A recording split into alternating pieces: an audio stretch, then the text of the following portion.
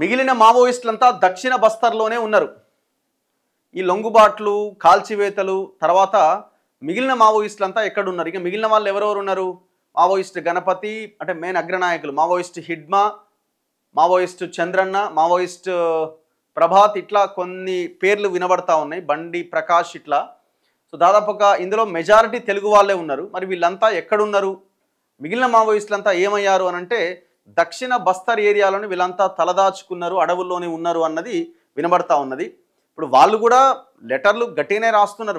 వాళ్ళు మేము ఎక్కడ కూడా ఆయుధాలు విడిచిపెడతామనో ఇంకోటనో వాళ్ళ ఆ లైన్లో ఏం లేరు. అసలు నిజంగానే వాళ్ళంతా అడవుల్లోనే ఉన్నారా, లేదు అగ్రనాయకులంతా అర్బన్ ఏరియాల్లోకి వెళ్ళారనే చర్చ కూడా జరుగుతున్నది.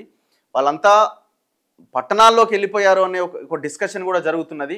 ఇంకొక చర్చ జరుగుతున్నది, 1989-90s జరిగినటువంటి పరిణామాలు ఇప్పుడు మళ్ళీ రాబోతున్నాయేమో అనే ఒక చర్చ కూడా కొంతమంది స్టార్ట్ చేస్తున్నారు. అంటే డిస్కషన్స్ సోషల్ మీడియాలో అక్కడిక్కడ చూడాలి మరి.